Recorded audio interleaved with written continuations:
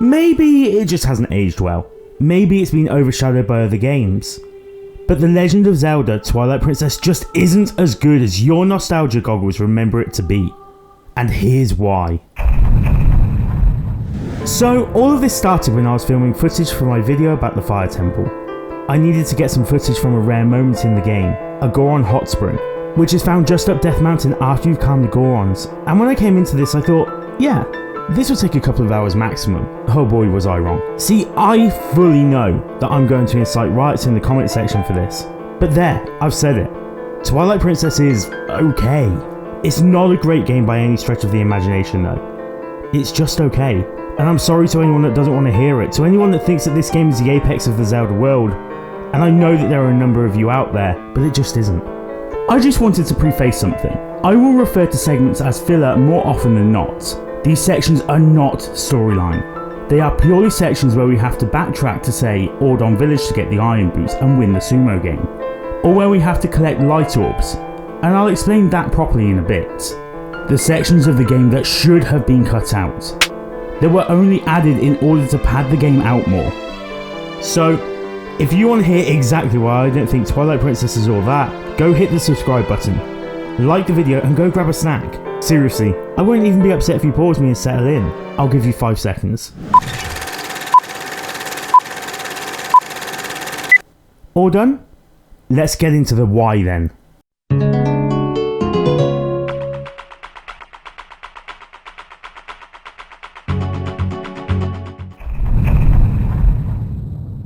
I booted up the game. I was all confident that I would jump straight back in some 18 years after I first played the game at release and fall back in love with it. I didn't. First of all, before getting into this, the one thing I will not be looking at in this video is the graphics. I first of all don't believe that graphics make a great game, and I'm not interested in how well those have aged because all graphics date over time. Also, I've been playing an updated, modded, ready for 4K version made by Henrico Magnifico, who has remastered a large portion of the Zelda back catalogue. These versions are awesome. Go check them out. A link to his Patreon is in the description below. What I will be looking at though is gameplay, storyline, music, dungeon design, side quests and the graphical design. So rather than how good the graphics are, the actual artwork style used. This won't be a complete evisceration. I'm not that mean and there are some amazing parts to this game. But the good parts do not outweigh the bad. So why am I slating your blue-eyed boy? Well, it hit me around 3 hours in that Twilight Princess as a full game with no cuts content just isn't fun. Don't get me wrong, we can make it fun. We can randomise the game so that every item is mixed up and we can't therefore progress in a natural linear path. Or we can modify the game so that we can cut out all of the crap out of the start of the game. But I'm not looking at a mod, I'm looking at the core game and oh my god! So we start with Russell telling us that he needs us to go to Hyrule Castle. What a start! We've been thrown straight into the game, into the travel. This can only be awesome, right? But we're not. Instead, we wake up in Ordon Village, which is stylistically one of the nicest starting locations in a Zelda game. It's pretty, it's small, but everyone wants something from you before you can carry on. And the very first of these things is goat herding. The first instance of this isn't too bad and it does teach us how to ride a pony, so I'll forgive that. So we herd the 10 goats inside the shed despite them wanting to go in every direction but the one that we need them to go in, and jump the fence to get back to the town. I actually really like this little nod here back to the fence jumping Ocarina of Time. It made me smile. Now a bunch of kids, one of them who turns out to be the boss baby before boss baby was a thing, tells you a slingshot is available from the shop. Okay, so the mission is to get money, but from where? These 30 rupees annoyingly take longer than they should have to. And we even get given half of them really quickly in. If we take the steps of jumping over here, using this grass to summon a hawk. Wait, why didn't I remember the hawk? I mean, I remembered it after it happened, but beforehand I wouldn't have been able to tell you that there was a hawk in this game. I bet this comes in really useful for combat Nope. You use the hawk here to remove the beehive from the tree and it leaves huge segments of beehive behind on the floor. And here to get the cradle from the monkey in order to get the fishing rod. By the way, what you didn't see here was that we actually started a very brief trading sequence with this cradle. We give this back to Yuli who gives us the fishing rod and then we have to do mandatory fishing. Not once, but twice, in order to give a fish to a cat who finally allows the shop to open. And in the meantime, by climbing the tree that the bee larva was on, we've collected 15 rupees, which is half of what we needed for the slingshot. And now I just need to chop things down, right? Only, I can't. I have no sword. Bushes are my mortal enemy right now. I guess I'll just have to wander around in tall grass. Oh no, wait, there's some convenient boxes here. Okay, let's climb them, and okay, maybe the rupee grind isn't that bad. I'm over exaggerating a bit, but it's only because this game is a rupee grind, and I'm using this as the game does, as a way of telling you that there will be more later on. By the way, I am aware that Ocarina of Time hasn't got this amount of hatred from me for rupee grinding. The wooden shield that you'll probably lose by Dodongo's Cavern is 40 rupees, and the grind there is even longer. And yes, I agree. And no, there is no excuse for it other than padding out the intro. But the thing is, the intro to this game does not need padding out. Okay, so we now go back home and we get a wooden sword conveniently delivered to us before heading down to these kids, and we get to learn the slingshot mechanics, which is actually okay, and then we learn to fight. At first the combat system feels very basic, but I need you to trust me on this one for all its issues with pacing. Twilight Princess's combat is amongst the top 2 of the series for me. The top? It has to go to Wind Waker. God, the fighting in that game is just so much fun. Anyway, we get through all of these little tutorials and Tallow goes off to follow a monkey, which we all know leads to danger. Or dungeons in the Zelda world, and we have to save him. Okay, sweet, we're pretty much now at the first dungeon. It's taken us not too long to get there. Yep. What? We get outside of the temple, we save little Tallow and the monkey, and we've still got to wait even longer to get to the meat and bones of the game because this game now wants to draw this introduction out even longer. At this point in playing, I let out a massive audible groan, thinking that I was getting somewhere when all that was happening was that I was getting absolutely nowhere. We wake up again in Ordon Village. Wait, what? I'm back here again?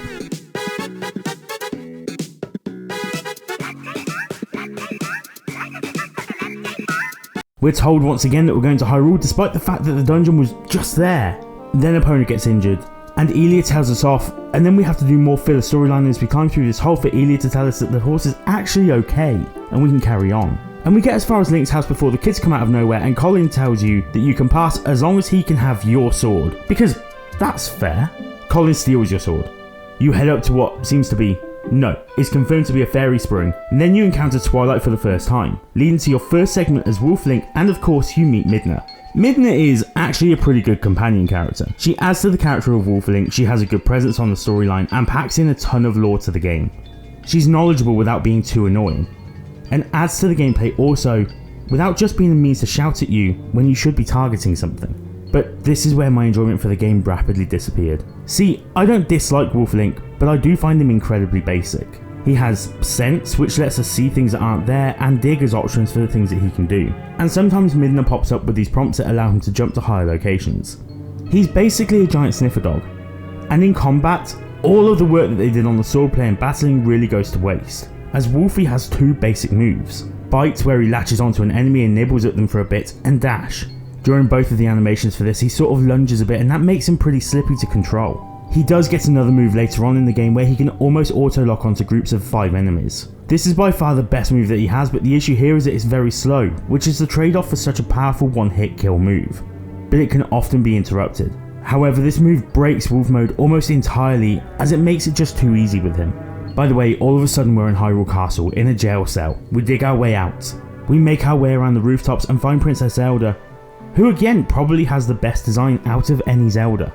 I really love this design of her, the renegade princess style character. She tells us a story about the Twilight taking over, a king of Twilight named Zant, and honestly this storyline is starting to really fill out as something incredible, right? Yeah, more on that later. But for now, we're transported back to Faron and Midna decides that she wants a sword and shield, but she can't actually use them. But that's okay I guess, because that's our way of getting equipped for later on. We listen to the NPCs talk about where they've hidden the shield, and you break into a house to get it after scaring this guy up here because he's decided that he wants to use your hawk against you. And despite the fact that you scared him, you actually find out from the hawk that he could have helped you, but the whistle that the guy did means that he has to follow that command. What? And that's the last that we see of the super cool game mechanic of the hawk. That really went to waste, I feel. The next bit I thought we were going a little bit stealthy, where we'd have to avoid our people here in order to get the sword. But no, you can just walk straight past them and dig straight into the house. And then we're told to go back to the Twilight Realm, where a spirit talks to us and tells us that we need to kill these bugs in order to get the spirit orbs in order to save the area from Twilight. Jeez. If anyone still enjoys this and doesn't find it tedious in the slightest and still has the cheek to complain about Skyward Sword sections that are a lot less tedious than this, seriously, come back, play this game, and see just how bad it can really be. So we have to find these bugs that are only visible when we're in sense mode, but occasionally they spark with an electrical charge, and if we try to hit them when they're like this, they knock us out of sense mode. We have to collect 15 of these. But the good news is, Some of them are lumped in together so we can get 2 or 3 at a time. But that's really it for the upsides to these. I understand with Skyward Sword that things are different. For instance, you have to collect all of the souls in one run without being caught by one of the monstrosities that are the Guardians. But I at least enjoyed the jeopardy this put us in. This meant that you actually had to plan the Skyward Sword Sacred Realm sections and think of a best route. Whereas this, it's just mindless collecting. And that is almost a theme that runs throughout Twilight Princess. This is somewhat fixed in the HD version, but I was playing the original GameCube version, and this kind of mindless collection needs to get out of my Zelda games. We finally collect all 15 and we finally have our hero's costume, which is actually easily the best looking hero's armour in the entire series. Seriously, the chainmail sets this right off, and looks like something a hero would fight in. From a design point of view stylistically, Twilight Princess almost hits every mark. But there is one mark that we haven't yet spoken about, but we need to get to that dungeon before I can really touch on that. So again we make our way through Faron, and we are guided by a monkey who steals our lantern and moves at a literal snail's pace through the poisonous fog that's now taken over the area. The good news is on this mod there was a fast forward button, and I actually had to use it through this section. Thank God for emulators. On the original GameCube, this would have been so slow, and if you even sniff the fog you have to restart again. Seriously, this is just a bad mechanic. We've already padded out the game so much just to get to this point. This is pointless. I get the monkey being a reference back to A Link to the Past and Majora's Mask, but this could have been sped up significantly. And finally, we're here. We're at the dungeon. All of that. The last 11 minutes of this video was the intro. Playing it through it takes roughly 2 hours when playing it through at normal speed with knowing where you're going. And for me this was doubly as painful because I didn't know that I was going to have so many issues with Twilight Princess as I played it that I would want to make a video on it. So I didn't record it the first time round. So it meant that I had to play all of this filler twice. The thing is, the amount of filler gets no better throughout the game. Sure, the pacing does get a little bit quicker on the way to the Goron Mines, but that's if you choose to miss out Hyrule Town or adventuring around the map. As the crow flies, this section didn't take me too long in honesty, but this series of Tears of Light are quite possibly one of the most insufferable things I've had to sit through in some time in video gaming. Take the route to get to the best dungeon in the game, the Arbiter's Grounds. To get there, we have to get Aru's memo, activate the cannon, traverse a massive desert, fix the bridge to Alden, kill these enemies, use this Bulbo to knock down these wooden fences, infiltrate the Bulblin base, and fight King Bulblin. For anyone keeping score, if I compared this to Ocarina of Time, Arbiter's Grounds are the 4th dungeon in the game, so I'll compare this to the Forest Temple. So from the end of the dungeon previous, Jabu Jabu, we'll be going back to Hyrule Castle, diving here to get the Ocarina, going through the graveyard to beat Dampo in a race, making our way through Kokiri Forest and the Lost Woods, play Saria song from Mido here, and then running through to the dungeon. It just feels like it flows so much nicer and there's a lot less filler in between.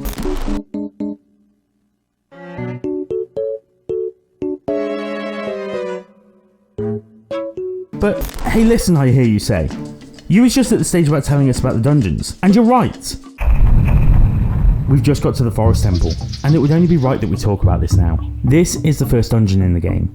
The game has taught us how to play the game for 2 hours straight, and this dungeon is tedious.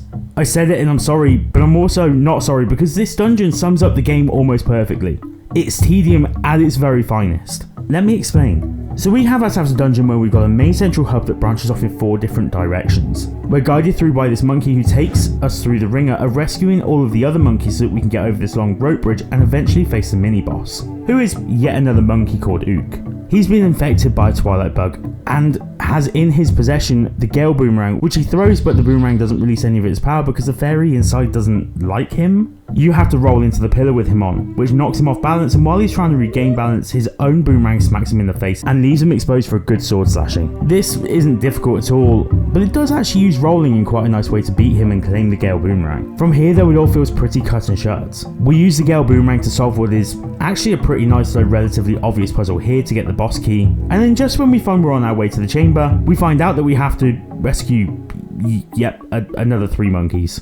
We go from one hub chamber over here to another over here. The issue with these hub style dungeons is that they cause a lot of backtracking. We are constantly going back and forth to the hub and then to the next area and then back to the hub to get to the next area. This is where it starts to feel pretty laborious. This constant back and forth, not seeing anything new but the same old, just doesn't really excite. At least inside the Deku Tree. As a good example, in Ocarina of Time, we have this main hub here down in the main room. But once we've dropped down the web here, we never actually have to come back to the main room, and we can just proceed onward throughout each room in the dungeon, offering us something new each time. While yes, this is very linear, I feel like the constant moving forward would offer new players to the franchise a reason to continue. Whereas I think if a new player to the series picked up Twilight Princess first, after the 2 hours it took to get to this dungeon, I would feel overwhelmed. And I did, and I've played the game before. We finally get to the boss and, dear lord, this is just... I barely have words. We face off against Dire Baba. We have an aim. First of all, we need to use the Gale Boomerang here to get the main head to show itself. Then when it does, here comes Ook, and he comes sporting bomb-like enemies, which we Gale Boomerang off of him and then use them to blow up the head of Dire Baba. The small heads, by the way, never actually have to be defeated, they're kind of just there. This is your main target, and you do this dance a few times and each time it drops to the floor, all we need to do is a jump slash or two. This thing survives 3 jump slashes, but the 4th is far too much for it and it goes down. I'm not gonna lie, even the boss felt tedious. As an example of a first dungeon, Twilight Princess just gets it all wrong. I hate to say it, but it really does. But it's okay, because it's gonna make up for it in the... nope. Goron Mines is an exercise of how many times you can inventively equip and de-equip the Iron Boots. One thing that I will give them credit here for though, is the fact that they made the Iron Boots a mappable item. This means that we don't have to go in and out of the menu every time we want to select them. However, I will not give them credit for this. At least half of the dungeon is based around walking on the ceiling in your magnetised Iron Boots. On paper, this is a great idea. It's really inventive. It offers something different. It messes with your equilibrium a bit as the player experiences a new challenge, but it's ruined by something. See, the Iron Boots are heavy. At least that's what the game needs you to believe. And so walking around on these magnetic pads is incredibly slow. It just ruins the pace of this dungeon unbelievably, and makes it a chore. Which is a shame because there are some great puzzles that utilise this mechanic. The other problem that I have is the moment we step foot into these puzzle rooms, we're greeted with a fly-through that shows us exactly what we need to do to solve the puzzle. It makes these parts of the dungeons way too simple. But the worst thing of all, the absolute over-reliance on a minigame that we have to play no less than 3 times to progress the storyline. And it's the game equivalent of just playing rock, paper, scissors. Yup, I'm talking about sumo wrestling. You've either got to tap A, B, or swing the analog stick left or right to initiate an attack or dodge on your opponent. If your opponent chooses A, which is a grapple, you need to select left or right to dodge. If B, then you need to grapple with A, and if they sidestep, you have to press B to slap the opponent out of making stupid decisions. The input you have is at the same time as the opposition, which means that you're blindly hoping that the opposition has inputted the command that you want them to. Like I said, there's no skill, and it's forced upon us. I won't go into every single dungeon in the game because we could be literally here all day long, but to summarise them. The Forest Temple, as I said before, is based on the premise of backtracking. The Goron Mines are slow and plodding. The pace is just terrible. Lakebed, as a temple, is mid at best. It straddles this line between not wanting to be as confusing as the Water Temple in Ocarina of Time, and being a complete maze. The issue for me with this dungeon though, was that it operates as 2 different sides. You clear the right side first and then the left. In premise this is fine, but the puzzles, enemies and overall mechanisms that the dungeon wants you to operate is exactly the same on both sides, just with minor tweaks. This to me felt like I was redoing the same thing over and over. The Arbiter's Ground though, is where you guys are really going to get upset with me in the comments, and decide that my opinion on Zelda games is completely invalidated. See, I didn't think that this dungeon was anything like I remembered it to be. I remembered this to be an old school dungeon, one that is really excellent in design and feeling. This dungeon is best described as a 2-part dungeon. One with this central hub here, which this game overly relies on. In this section we've got to again clear the left and right side, while looking out for Poes to light up these 4 candles in the middle. And the issue with this is that we've literally seen this exact thing before in the Forest Temple in Ocarina of Time. The 4 Poes in this game are in essence the same as the Poe sisters in Ocarina. 1 is hidden behind a puzzle, 2 are at the end destinations of the left and right areas of the dungeon, and there's 1 in the main hub. The order you face these in is different, but the combat mechanics are identical. For the most part, you wait for them to attack, you dodge, you bite as a wolf, 2 hits and then you rip out their soul. Except for this one, which creates clones of itself and shines purple when it's ready to be attacked and therefore reveals itself as the true Poe. This is exactly the same as this fight in the Forest Temple. So not only is this repetitive within itself, repeating the exact same hub process as every other dungeon in the game, but is also reminiscent of the Forest Temple. No, sorry, I'll reword that. It's a carbon copy of the Forest Temple. The second part of the dungeon though is genuinely much better. We work our way to the spinner, finally get hold of it, ride the rails, get the boss key, and then our fun with the dungeon item is nearly over. It's over far too quick. Sad.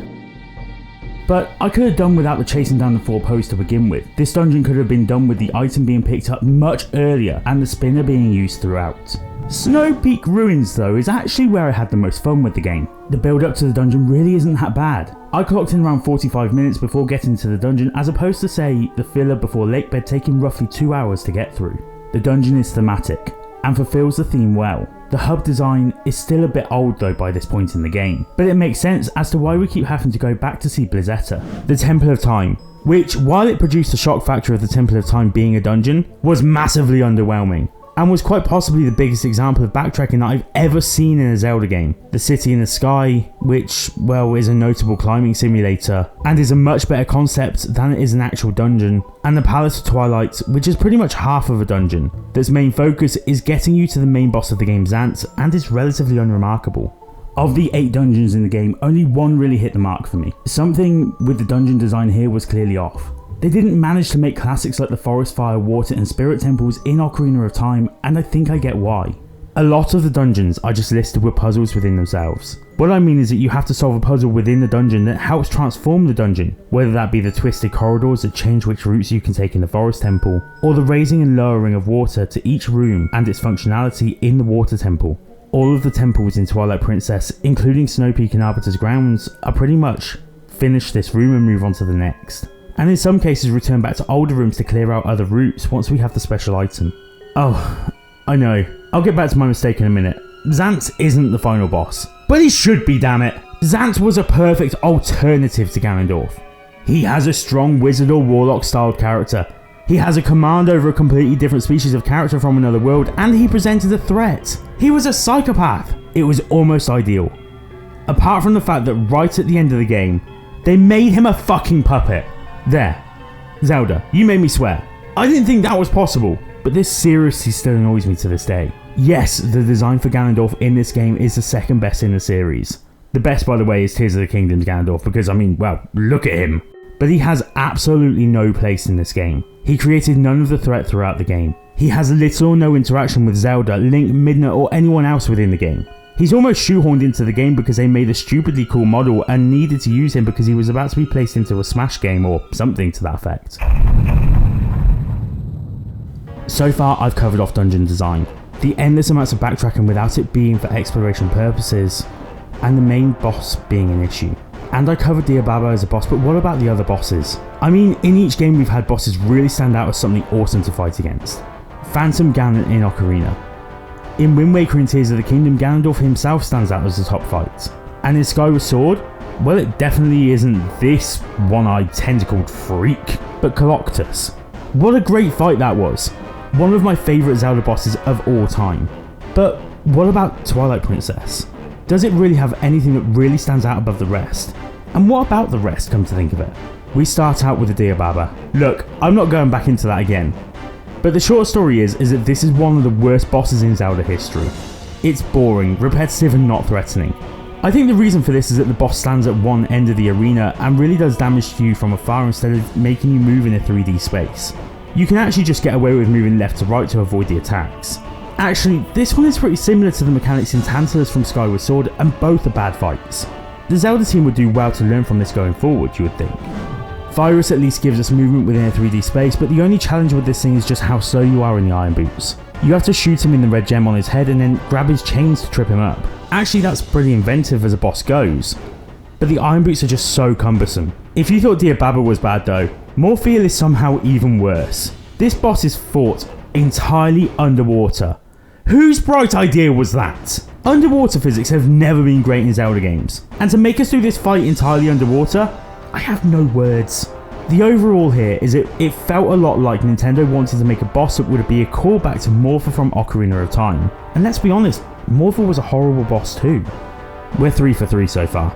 The first 3 bosses of the game are not epic battles, but rather chores that we have to get through. But surely the next few will be holy hookshots. Holy known, unknown flying objects. Star-Lord in the Arbiter's Grounds makes perfect use of the item that we find in the dungeon, the spinner. It feels epic. It has its own lore. The fight is a challenge but not impossible, is what I wanted to say. when I first wrote this script, but on replaying this, I can't safely say that I can say that. So the boss plays out as a giant Beyblade fight. Again, cut into two different parts.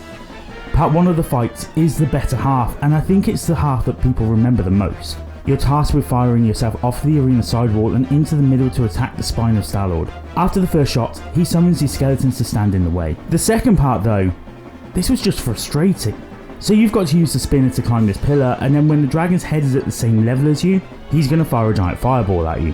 You have to jump over and hit him before that fireball can be launched. In premise, it's easy. But when the spikes appear on the sidewall here, it can be one of the most frustrating moments in any Zelda ever.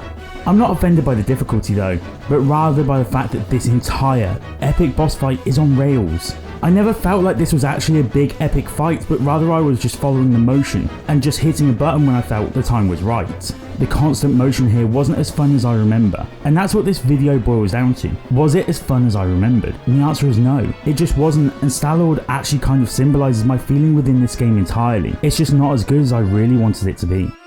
If Star-Lord is considered difficult though, Zeta is quite possibly one of the easiest boss battles in the history of the series. We basically ping pong her off of the wall using the ball and chain, and then the second phase of the fight sees the camera shift to a top down view, where we have to avoid her ice spikes, and her, while breaking all of the above with the ball and chain. It's just too easy.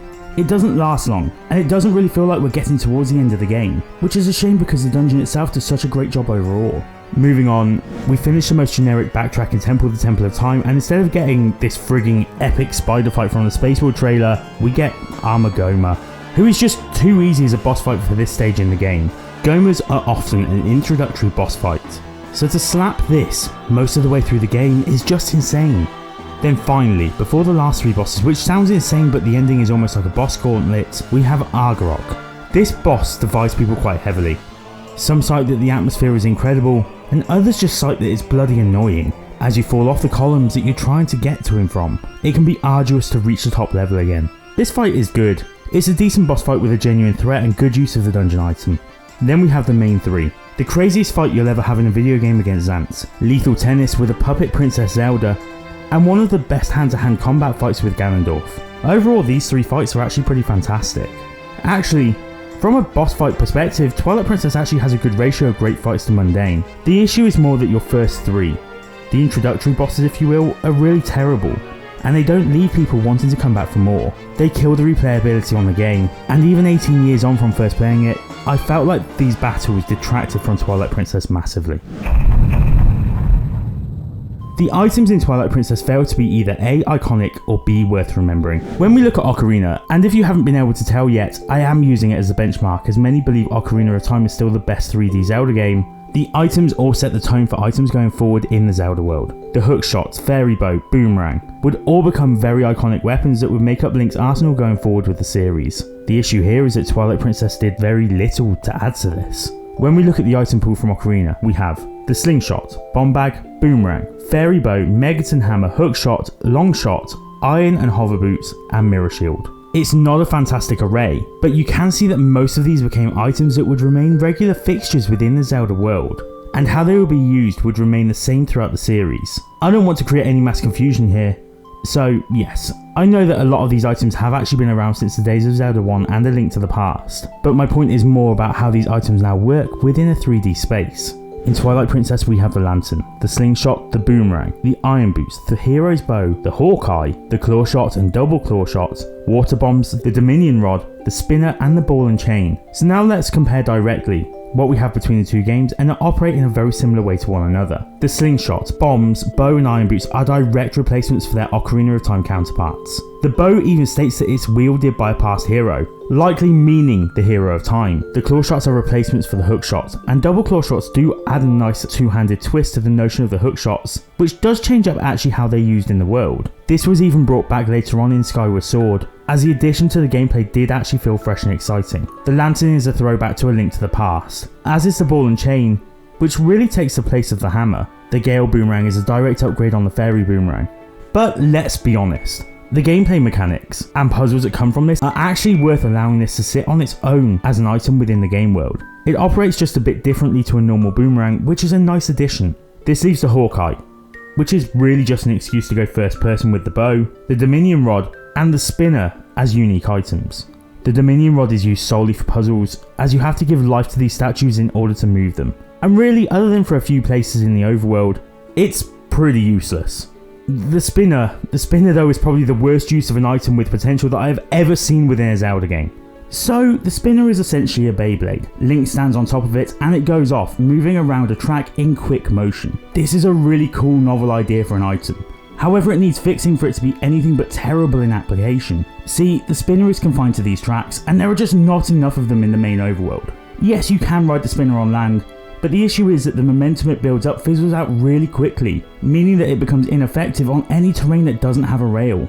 There's a handful, but really, these tracks should have been everywhere, allowing us to zip across the overworld in quick time. All that being said though, the Spinner is a very unique item, but it's so unique that it's only ever appeared once, and that's in Twilight Princess. Overall, the items are a bit of a letdown, and these items often can make or break a Zelda game. Just ask Tears of the Kingdom, who could have done with getting rid of some of the weapon classes such as halberds and adding in things like hook shots. There's just nothing memorable here. And when you get down to the nitty gritty, you realise that these items just do nothing, even for the nostalgia value. They're just not that good. But for all of the negativity, let's talk about something really positive. The one thing that really sets the Twilight Princess out from the Twilight Paupers? I can't honestly turn around and say that a game isn't what you remember, or isn't as good as you thought if I don't talk about the music. And Twilight Princess does not disappoint. Twilight Princess is the last game to have been composed by legendary composer Koji Kondo, and despite the music being good in the games that have come subsequently, this is just something so special. If ever you just wanted something to get up and punch you straight in the nostalgia glands, this is the one.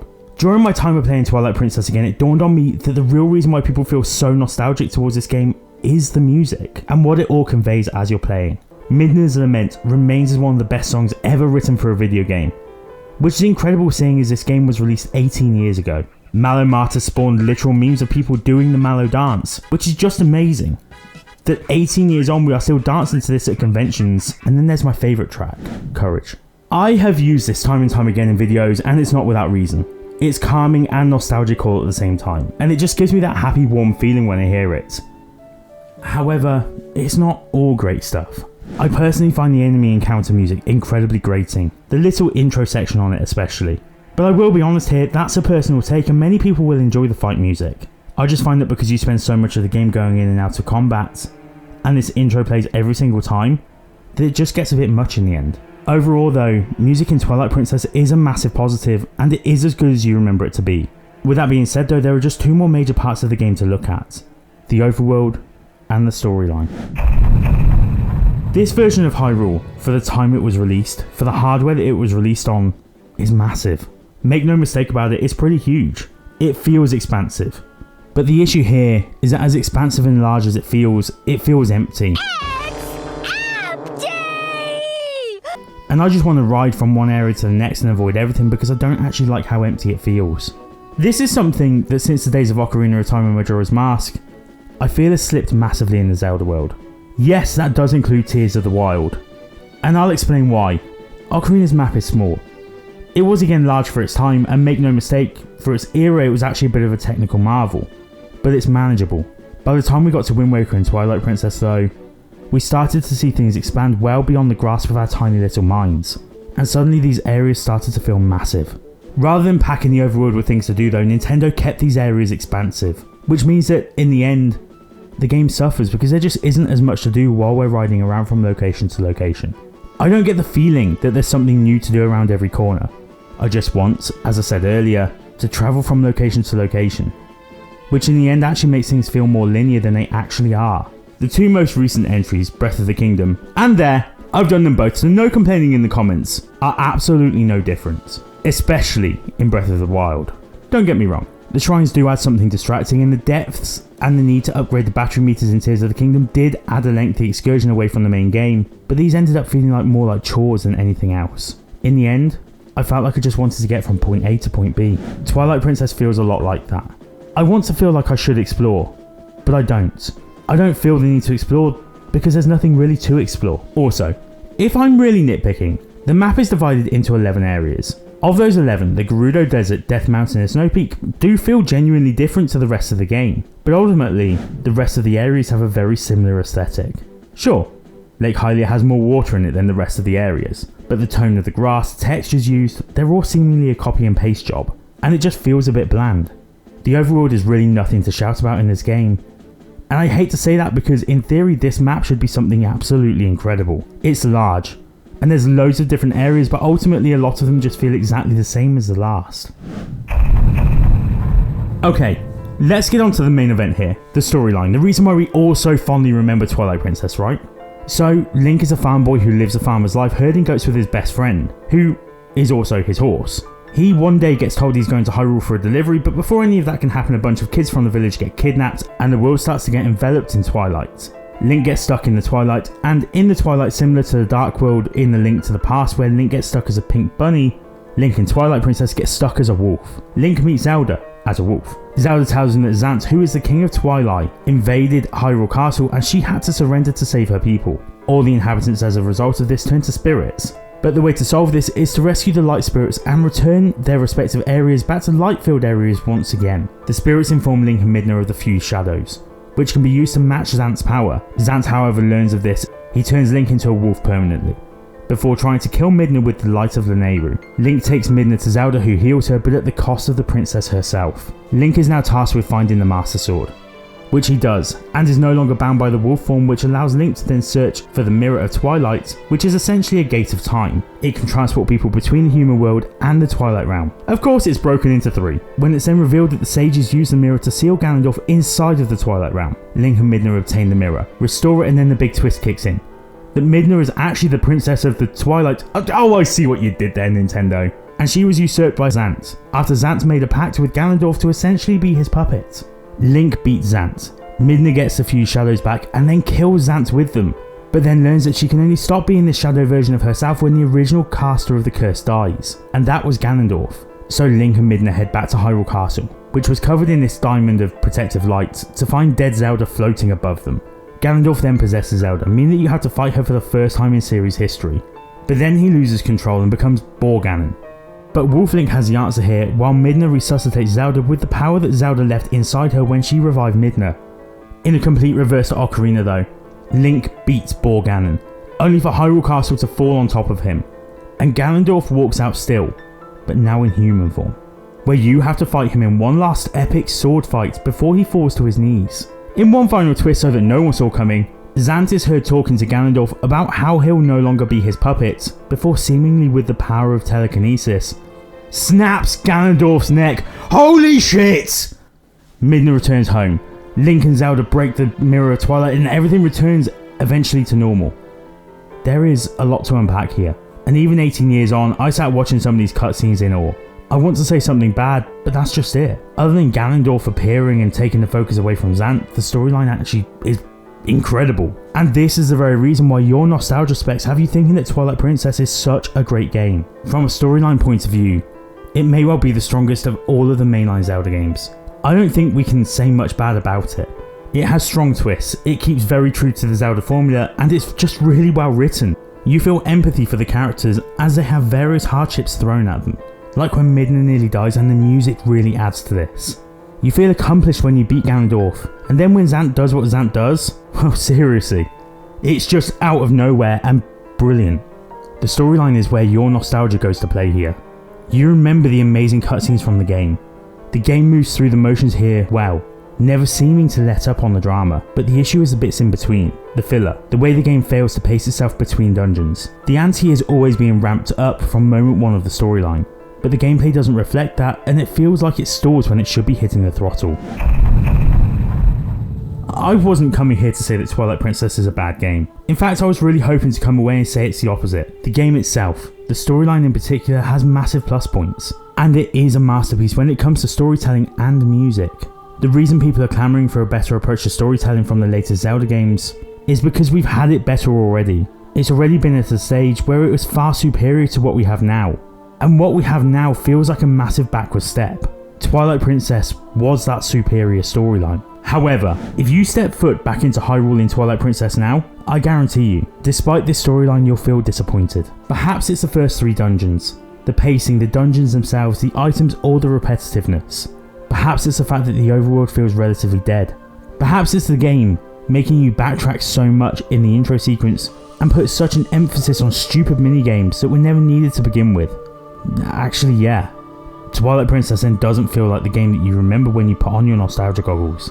It's just not quite as good as you remember it. It's just not. And with that, thank you so much for watching. I really appreciate you sticking around for this. If you've enjoyed, please do consider subscribing to the channel and leaving a like and get in the comments below. Here's a question for you. What was your favourite part and least favourite part of Twilight Princess? I'll see you next time. Bye!